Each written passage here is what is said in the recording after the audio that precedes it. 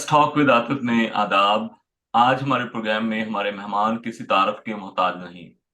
सहाफत की दुनिया की एक कदावर शख्सियत, कालम नगार, अदीब, होस्ट, एंकर पर्सन और government college Sahiwal alumni association के बोर्ड ऑफ एडवाइजर्स के मेंबर हैं।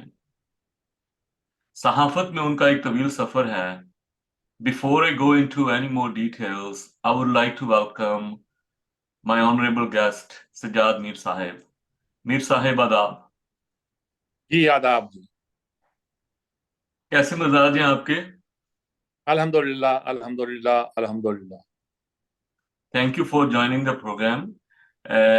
आगाज में एक रवायती सा सवाल कर लेते हैं सर कि आपका बचपन कहाँ गुजरा? प्राइमरी, मिडिल और मैट्रिक तक तालीम कहाँ से हासिल की? सब कुछ साहिवाल में जी।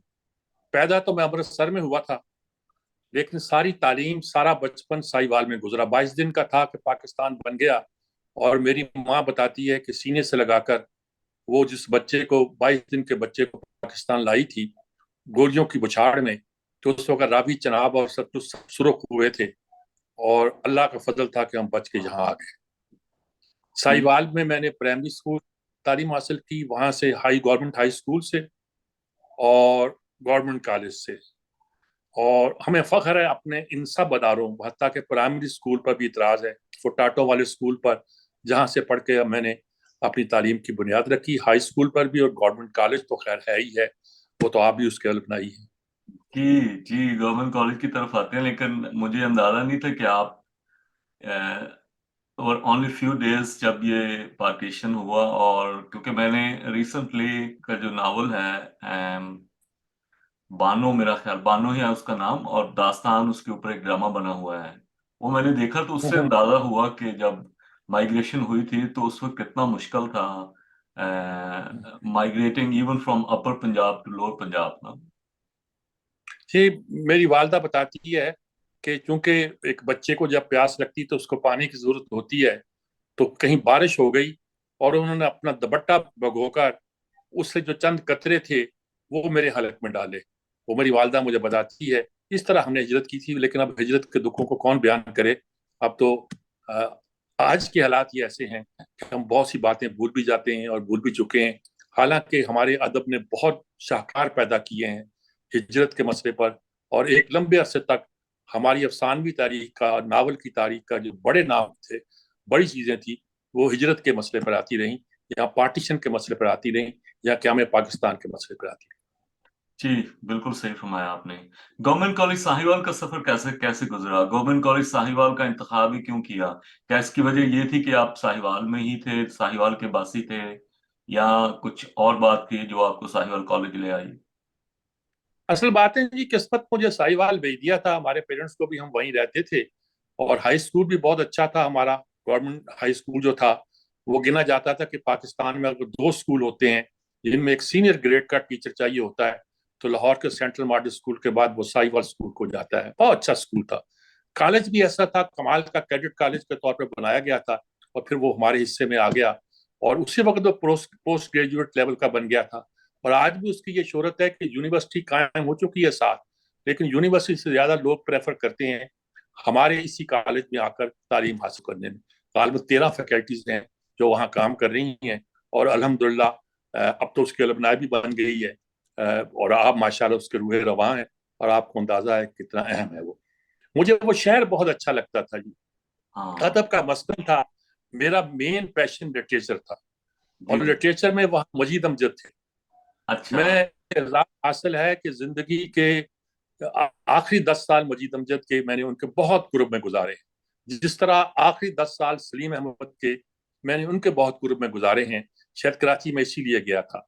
मैं अमूमन कहा करता हूँ कि अदब में मेरे उस्ताद कई हैं, लेकिन मुर्शद दो ही हैं, मजीद अमजद और सलीम अहमद। और इसकी खास अदबी मानवियत भी है, उस पर बहुत गुफ्तगू ये करता हूँ। बहुत सी नई शायरी के हवाले से बहुत सी बातें किया करता हूँ। यहाँ तो गुंजाइश नहीं है, बस तज़किरा कर दिया काफी है मेरे ख्याल में। जी, आपको ये एजाज भी हासिल है कि जब आप गवर्नमेंट कॉलेज साहिवाल के स्टूडेंट थे तो मोहतरमा फातिमा जिन्ना जो थी वो हिस्ट्री का एक नया चैप्टर بنانے جا رہی تھیں، اور آپ اس کے روح رواں تھے۔ گورنمنٹ کالج ساہیوال سے جو تحریک اٹھی تھی محترمہ فاطمہ جناح کی سپورٹ میں، اور اس کا تھوڑا سا تذکرہ فرمانا پسند کریں گے یہاں پر اس پروگرام میں؟ جی بالکل درست فرمایا آپ نے. اس وقت مجیب شامی صاحب ہمارے صدر تھے. غالباً وہ صدارت کا ان کا ٹینیور ختم بھی ہو گیا تھا، لیکن وہ بہت ایکٹیو تھے. تو ان سب نے مل کر مجھے اس کا کنوینر یا صدر یا جو بھی کچھ کہہ دیجیے وہ بنا دیا تھا. اور پھر ہم گاؤں گاؤں کریا کریا جایا کرتے تھے. کسی سے گاڑی مانگ لی کہ ہمیں گاڑی دے دو، کسی سے کچھ کر دیا. رات کو کہیں سو جاتے تھے، کہیں پتھری بینچوں پر آ جاتے تھے کہ تاکہ گھر والوں کو بھی شکایت پیدا نہ ہو. لیکن یہ ظاہر ہے کہ اس ڈسٹرکٹ کے اندر رہ کر ہم نے گاؤں گاؤں جا کر مادہ ملت کے لیے کمپین کی. اور لوگ جہاں جاتے تھے لوگ اکٹھے ہو جاتے تھے، خود ہی اکٹھے ہو جاتے تھے اور گفتگویں سنتے تھے ہماری. پتہ نہیں ووٹ تو پھر انہوں نے بعد میں ایوب خان کو دیا ہوگا جیسا کہ ہوتا ہے. لیکن یہ کہ پورے پنجاب میں ہم نے ایک، یعنی جس علاقے میں ہم نے کام کیا، ایک تحریک پیدا کر دی. اپنے حد تک ہم نے اپنا فرض ادا کیا. جی، میرا خیال آپ کو جو چوز کرنے کی وجہ وہ آپ کی شعلہ بیانی بھی ہوگی، کیونکہ میں نے آپ کی اسپیچ سنی تھی جب آپ الومنائی اچھا. ایسوسیشن کے پہلے ڈنر میں آئے تھے. تو that was outstanding speech نا. تو definitely you were the right person to be chosen by Mujeeb الرحمان شامی صاحب at that moment نا. تو ہوں. کوئی ایسا واقعہ شیئر کریں گے سر جو ابھی تک آپ کو یاد ہے اس تحریک کے دوران؟ نہیں، اس تحریک کے دوران ہمیں بڑے بڑے لیڈر سے ملنے کا موقع ملا. سر محمد علی آتے تھے وہاں، شوکت حیات آتے تھے، مجھے یاد ہے. اور بہت مزے مزے کی باتیں بھی ہوتی تھی، بہت کچھ سیکھا بھی. آج بھی وہ یادیں باقی ہیں. ہمارا ایک دوست تھے اقبال احمد صدیقی، شہید ہو گئے بےچارے.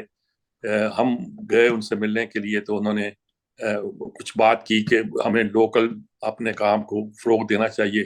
تو انہوں نے اس کی شرٹ کو پکڑ کر شوکت حیات ہی کہا، پر سر یہ تو بڑی کاسٹلی قمیض ہے. انہوں نے کہا but it is made in Pakistan. تو مجھے یاد ہے کہ لیڈر کا بھی کانفیڈنس اتنا تھا اور اسٹوڈنٹس کا بھی کانفیڈنس اتنا ہوا کرتا تھا کہ بڑے بڑے لیڈر سے سوال بھی پوچھا جاتے تھے اور بڑے تحمل سے وہ اس کے جواب بھی دیا کرتے تھے، برا نہیں مانا کرتے تھے. اسی طرح شاید ہماری نسل کی تربیت ہوئی ہے. بڑے ہمیں کی گائیڈ بھی کیا ہے. شہر میں جلسے بہت ہوتے تھے، شورش کشمیری آ رہے ہیں، کبھی کوئی شورش کشمیری کی تقریروں کا چرچا تھا جناب اس زمانے میں. جی سوروردی آئے تھے، مجھے وہ جی ان کی بڑی شعلہ بیان، مجھے ان کی تقریر بھی یاد ہے ایک بچے کے طور پر جو میں نے سنی تھی ان کی. اور اس سے مولانا پہلے شاید سوری سوری گو ہیڈ. سوری. باشانی بھی آئے تھے، باشانی بھی وہاں سے گزرے تھے. ان کا بھی ایک تذکرہ، باشانی نے تقریر بھی کی تھی وہاں آ کے. بالکل وہ بھی ایک سائی والے کا بہت سینٹر تھا جی، سینٹر تھا. اور وہاں کی بار روم میں بھٹو صاحب شاید چند ان جگہوں پہ جہاں گئے تھے جو وہ بار روم میں آئے تھے، مجھے اچھی طرح یاد ہے. اور دونوں ہاتھوں سے تالیاں بجاتے ہوئے داخل ہوئے. تو یہ ایک ہمارے لیے بالکل نیا سین تھا. اور جی وہاں انہوں نے غلام مرشد آئے تھے. سائی وال کی بار سے وکیلوں نے جلوس نکالا تھا چار چار کی قطاروں میں، کیونکہ دفعہ 44 لگی تھی لاہور جاتے ہوئے. وہ سود پوسٹ والے ہوا کرتے تھے بڑے، اللہ مغفرت کرے جلدی چلے گئے. اور اس جلوس میں غلام مرشد نے اس کا حوالہ دے کے کہا تھا کہ sun rise from the west معاف کیجیے گا، but this time it's rose from the east and that too from سائیپا. اسی واقعہ کا حوالہ. ایک عجیب فضا تھی، ایک پولیٹیکلی بھی، ایک لٹریری طور پر بھی ایسی چارج فضا تھی کہ منی نیازی تھے، مجید امجد تھے، منی نیاز تھے، ظفر اقبال ہر ہفتے آیا کرتے تھے. اور مراتب اختر، ناصر شداد، جعفر شرازی، گوہر ہوشیارپوری، بشیر احمد بشیر. ایک عجیب فضا تھی، میں بیان نہیں کر سکتا اس فضا کو جس فضا میں پرورش پائی ہے. وہاں کی لائبریریاں جو ایک تو کالج میں بھی موجود ہے، پبلک لائبریری کراتی، کمال کی لائبریری ہے. بزم فکر و ادب کی لائبریری بہت اچھی ہوا کرتی تھی. ہم نے سب کچھ وہاں سیکھا. یہاں آنا لائبریریاں اس شہر کی کمال کی ہوتی تھی کہ اعلیٰ ادب ہم نے آنا لائبریریوں سے لے کے پڑھا. اور اب تو پتہ نہیں وہ ادارے کہاں چلے گئے، وہ لائبریریاں بھی کہاں چلی گئی اور کہاں ختم ہو گئے. لیکن سارے ادارے چیزیں وہاں موجود تھی. جی، وہ روایات کا جو ہے نا وہ آہستہ آہستہ جو کہہ لیں کہ ڈاؤن گریڈ ہوئی ہے نا، اس کا تذکرہ تو ایک پوری کہہ لیں گے، اس کے اوپر تو کئی پروگرام کیے جا سکتے ہیں. میرے خیال مولانا مودودی صاحب بھی سائیوال آئے تھے، اور ان کا جو جلسہ تھا it was one of the largest one as well. جی یہ کوئی شک نہیں ہے. مولانا مودودی کا تو میں کیونکہ الگ ذکر کر سکتا ہوں. ہم تو وہ لوگ تھے، میں فکری طور پر جو تھا اس زمانے میں وہاں جو ہوتا تھا دیوبندی بریلوی اس چکر میں تھے، بریلوی تھے. لیکن مولانا کے زیر اثر آ کر ہم نے یعنی کہ اشتراکیت کی مخالفت میں جب تھے ہم نے کام کیا، پھر گاؤں گاؤں کریا اس وقت بھی گئے، اس وقت بھی ایک تحریک بن گئی تھی، انہوں نے مجھے گویا قائد محترم منتخب کر دیا یونیورسٹی کے زمانے میں، ہم پاک پٹن جا کے ہزاروں کو مجمع کرتے تھے اور بتاتے تھے کہ داتا کے دربار سے آئے ہیں بابا کی نگری میں اور ہمیں بھیجا ہے، اور پتہ نہیں کیا کہ ایک پوری کہانی بیان کیا کرتے تھے اور ایک پورا قصہ ہوا کرتا تھا۔ کاش میں جب بھی ماضی کی طرف دیکھتا ہوں نا، ماضی کو چینج تو کوئی نہیں کر سکتا، صرف کاش یا oh my god that could have happen نا، تو وہ کاش جو ہے نا وہ یہی تھا کہ کاش وہ الیکشن مغربی پاکستان کے لوگ جو ہے نا وہ محترمہ فاطمہ جناح کو جتوا دیتے، تو ہاں جی، کراچی پاکستان کا مستقبل میں جو ہے وہ وہ ڈفرینٹ کراچی میں ہوتا ووٹ حاصل کیے تھے، اور میں نے ایک زندگی کا بڑا حصہ کراچی میں گزارا ہے، کوئی 34 سال کے قریب، جی اور وہاں بہت کچھ سیکھا میں نے۔ جی ادبی ماحول تو میں نے ساہیوال میں تھا، پھر لاہور میں 2 3 4 سال رہنے کے بعد، اور ایک ماڈرن جو پوئٹری کی تحریک تھی اس کے ساتھ ایک پورا ایک تصادم کی صورتحال۔ کراچی میں گئے تو پھر سلیم احمد، گویا ہم دبستان سلیم احمد میں شامل تھے، اور بڑے بڑے اشتراکیوں کو چھیڑ چھاڑ کر کے لاہور میں بھی ہلکا باب ذوق میں سب کو آگے آیا کرتا تھا۔ وہ ایک اور دن تھے اور کہانی، اور بڑا ولولہ تھا، نظریاتی ولولہ تھا، اور ہم اس پہ کیا کرتے تھے بہت۔ کراچی کی صورتحال جو تھی وہ بھی ایک ایسا انسٹیٹیوشن ہے کہ میں اس کو بیان نہیں، جہاں میں نے 34 سال گزارے ہوں جی، اس شہر کے بارے میں کیا کچھ سیکھا نہیں ہوگا، میں کیا بیان کر سکتا ہوں جی۔ ان کے گھروں میں ایسے جاتا تھا جیسے گھر کا فرد ہے، جانے لگتا تھا تو اندر سے آواز آتی تھی اس کو روکو، میں اس کے لیے فلاں چیز تیار کر رہی ہوں، یعنی ان کو پتا تھا کہ یہ اکیلا، اب اس کی شادی نہیں ہوئی تو یہ کوئی ایسی چیز ضرورت ہے جو بازار میں نہ ملتی ہو، تو کوئی نہ کوئی ہماری بھابھی یا بہن جو بھی ہوتی تھی گھر میں وہ تیار کرتی تھی کہ اس کو وہ کھلایا جائے، تو ایک عجیب مزاج تھا۔ پھر انٹیریئر سندھ میں جانے کا موقع ملا تو عام طور پر تاثر یہ تھا کہ وہ سارے قوم پرست ہیں، لیکن مجھے ان لوگوں سے ملنے کا موقع ملا ہے جو سندھ کے اندر رہتے ہوئے یہی کہتے تھے کہ ہم ہند اسلامی تہذیب کے علم بردار ہیں۔ تو پورا پاکستان ایک خاص رسی میں جڑا ہوا تھا جی، پتہ نہیں وہ رسی کہاں ٹوٹ گئی، ہمیں اللہ کی رسی کو چھوڑ دیا شاید، اس کا نتیجہ ہے، لیکن ایک بالکل عجیب ایک صورتحال تھی اس وقت۔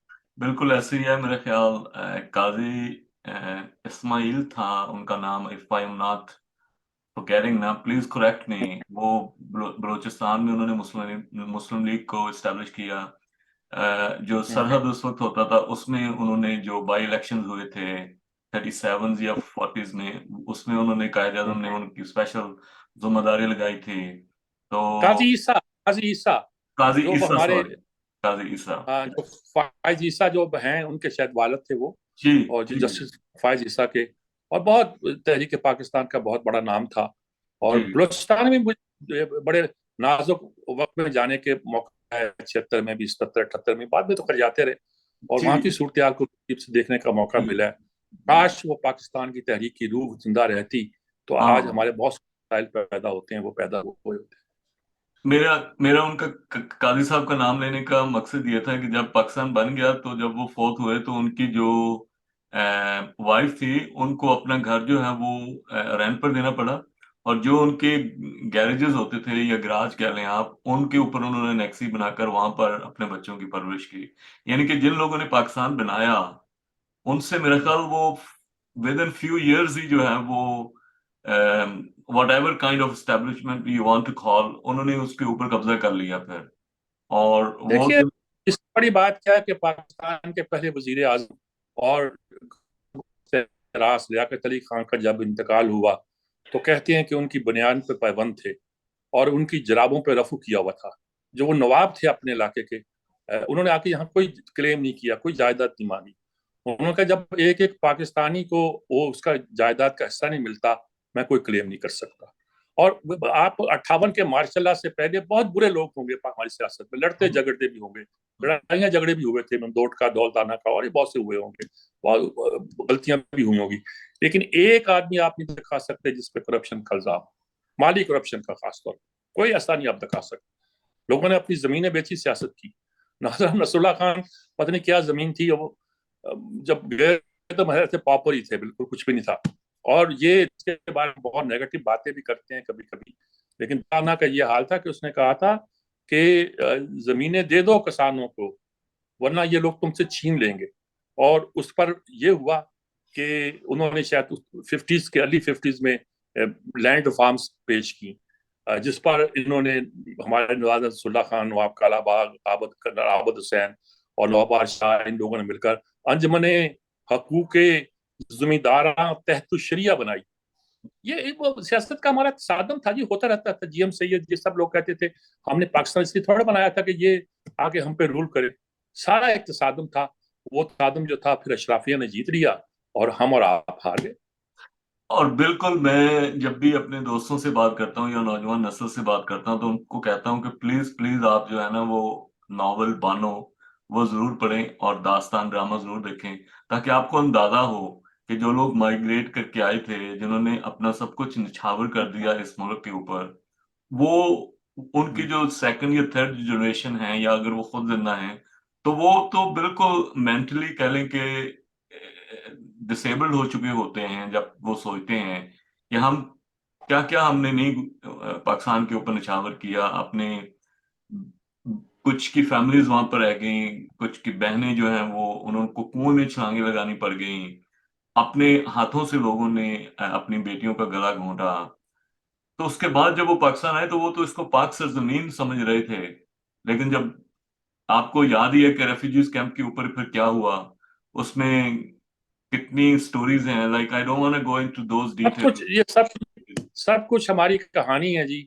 और इसी के साथ हम एक अज़्म और हौसले के साथ आगे बढ़े थे कि नए मुल्क को नई बुनियादों के साथ हमने उसवार करना है। इकबाल का ख्वाब भी ये था कि इस खत्ते को अगर अलग कर दिया जाए जिससे मुसलमान अक्सरियत में है, तो ये मिलकर अपने फैसले जब खुद करेंगे तो एक आइडियल मुल्क बनने का या आइडियल माशरा बनने का, समाज बनने का मसला तय होगा। लेकिन क्या हुआ उसके साथ, ये नहीं कि हमारी ही गलती थी, इंटरनेशनल साजिशें बहुत हुई है हमारे साथ। आज भी एजेंडा लेकर मैं बहुत सी चीजों को फैलाता है। पहले तो ये था कि फैमिली स्ट्रक्चर को तोड़ा गया। अब आजकल ये चल रहा है, जो सवाल आप आते हैं ना कि फलां यूनिवर्सिटी में पूछा गया महरमात के बारे में, वो इंसेस्ट, वो इंसिस्ट कर रहे हैं कि महरमात का भी एहतराम खत्म कर दो। फैमिली तो तोड़ी थी, अब ये भी खत्म कर दो। हम्म। ये हमारे कल्चर के एक के साथ तसादम है। हमें इस बात को समझना चाहिए। और असल जंग ये है, दूसरी जंग तो हम जीत जाएंगे इंशाल्लाह। इंशाल्लाह। आप नौजवानों को, जो government specially government college Sahiwal के जो नौजवान इस प्रोग्राम को वॉच करेंगे ऑब्वियसली, और लोग भी वॉच करेंगे, आप कुछ चीदा चीदा कुछ दो या तीन असूल बताएं जो नौजवानों को कि never ever lose them in your life ना, कि इनको साथ लेकर ही चलना है सारी जिंदगी। देखें, दो बातें हैं जिसको हमारे, वैसे तो हमने आयन में डाल रखा है, लेकिन जो हजूर के बारे में लकब थे कि वो सादक थे और अमीन थे। मतलब ये है कि सच बोलो, हमेशा सच बोलो। उनका जैसा तो हम नहीं बोल सकते, लेकिन सच बोलो, कभी झूठ ना बोलो। गौसे आजम जब रवाना हुए तो वालदा ने कहा था सच बोलना। डाकुओं ने को बताया उन्होंने कि मेरी जो है गुदरी के अंदर का अशरफियां सिली हुई हैं। उन्होंने कहा तुमने क्यों बताया? उन्होंने कहा माँ ने कहा था सच बोला करो। और दूसरा ये कि अमानत में खयानत ना करो, ध्यानदारी के साथ आगे करो, अमानत में खयानत ना करो। ये है सादक और अमीन होना। अगर आप इस पे अमल कर देंगे तो जिंदगी में हमेशा आगे बढ़ेंगे, कामयाबी हासिल करेंगे। आखिरत में तो करेंगे भी, लेकिन उसके सदमे में आपकी दुनिया भी जो है वो खुशगवार हो जाएगी। Thank you so much sir. मैं अगर आपसे रिक्वेस्ट करूं कि जब आप गवर्नमेंट कॉलेज साहिवाल से और उसके बाद यूनिवर्सिटी से ग्रेजुएट हुए, तो उसके बाद का जो प्रोफेशनल आपका जो सफर है, उसको अगर आप समराइज कर दें तो व्यूअर्स के लिए आसानी होगी कि। बहुत जी। बहुत आसान सफर है जी। वहां मैंने एमए का इम्तहान दिया और मैं जिंदगी में आके बैठ गया जहां मैं पहले लिखा करता था, किताबों का तबसरा किया करता था। शामी साहब वहां ऑडिटर हो गए थे, इन्होंने मुझसे कहा, तो अल्ताफ हुसैन कुरैशी साहब, जिस पर शामी साहब ने लिखा था कि हमारी सहावत के दाता गंज बख्श हैं, तो उनके दबिस्तान से हम वाबस्ता थे। यानी कि शामी साहब भी और मैं भी और सब लोग गोया वहीं हमारी तरबियत हुई। ये शामी साहब चले और अल्ताफ साहब और एजाज हसन कुरैशी और सब लोग जेल चले गए। मैं कहता हूँ कि ये तो लीडर हो गए, मैं एडिटर हो गया। बस कुछ 23-24 साल की उम्र होगी, यूनिवर्सिटी से निकले हुए 1.5 साल होगी कि मुझे अदालत मिल गई इसकी 2-3-4 महीने के लिए। और मैंने वहां कुछ जो दिखाना था अपना दिखा दिया। फिर मुझे कराची आना पड़ गया इस अदारे को ठीक करने के लिए। और वहां फिर एक लंबी सहाफती जिंदगी है। वो डॉन का अखबार हुर्रियत था, मैं उसका एडिटर रहा। नवाज वक्त का कई साल कराची में एडिटर रहा, और एक अल वहीद के नाम से एक सिंधी अखबार की चीफ एडिटर के तौर पर मैंने उसको निकाला भी, और जिस जिस फील्ड पे काम करना था काम किया। और अल्लाह का फजल है कि कोई ऐसा दब्बा नहीं है दामन पर जिस पर शर्मिंदगी हो। ऑनेस्टी के साथ जिंदगी गुजारी है, और इस पर फख्र करना भी मेरे ख्याल में ये इज्ज के खिलाफ है।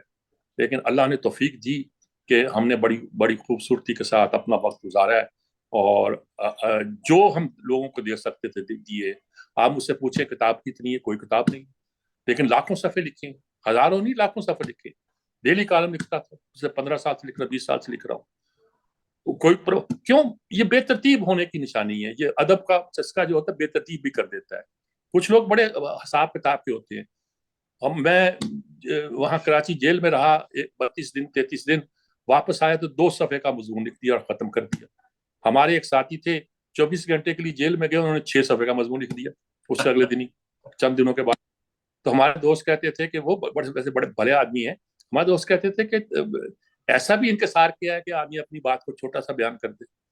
बस जो अल्लाह ने तौफीक दी, मैं तो अल्लाह से हमेशा यही दुआ करता हूँ। खाना काबा में दुआ की थी कि अल्लाह मुझे जोम है, वहम है, गुमान है कि मैं तेरे दीन की कुछ खिदमत कर सकता हूँ, उन कदरों की खिदमत कर सकता हूँ जो इंसानियत के लिए बेहतर है। अगर ऐसा है, मुझसे कुछ काम लेना है तो तेरी रजा है। मुझे तुझे तो इल्म है क्यों मैंने इस तरह चाहा, जो तूने यूं नहीं चाहा तो क्या, जो तू चाहे। उसकी रजा पे रजामंद है। वो जब काम लेना चाहता है काम लेता है, जब हमें बचाना चाहता है जरा पीछे कर देता है कि आराम कर लो, ठीक है, अभी तुम्हें अभी टकराने वाले बहुत हैं, अभी तुम्हारा मौका नहीं है। तो बस यही कहने की बात है कि अल्लाह सबको तौफीक दे कि वो मुल्क की, अपने दीन की और अपने माशरे की खिदमत कर सके। बिल्कुल सर।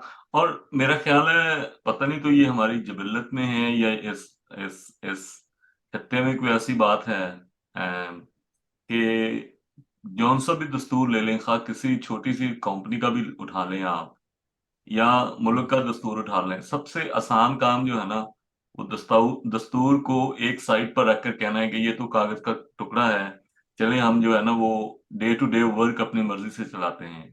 तो दिस इज अनबिलीवेबल, यानी कि ये कब तक ऐसे चलेगा? आप ठीक कह रहे हैं। हमारे एक दोस्त ने बड़ी उम्दा बात की, दसूर को छोड़िए।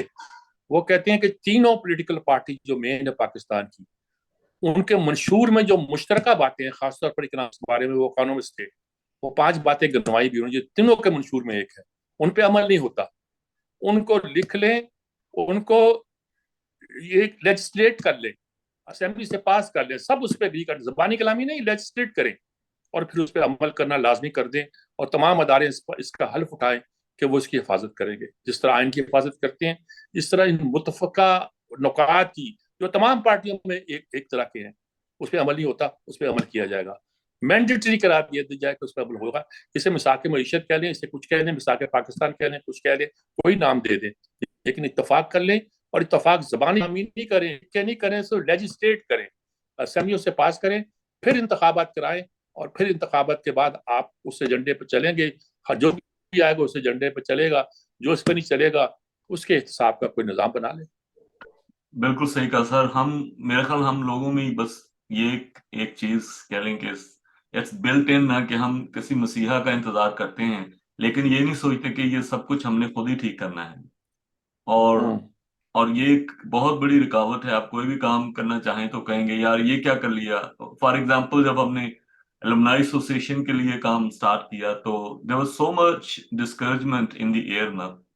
तो हम्म। लेकिन आपके सामने फिर वो हंड्रेड से अब बहुत थाउजेंड। माशाल्लाह आपकी कोशिशें, आपकी काविशें रंग लाई हैं। अब तो बहुत फला फूला दरख्त है, और अल्लाह उसको और तनावर करे। देखिए, ये जो आपने बात की ना, हम दूसरों पे डालते हैं। मैं इस पर सार्थर का एक फिक्रा है, हमारी जवानी जिन फलसफियों के जेर असर गुजरी। बर्ट्रैंड रसल सबसे बड़ा गिना जाता था, लेकिन उसने सार्थर को उसके चेयरमैन बनाया था।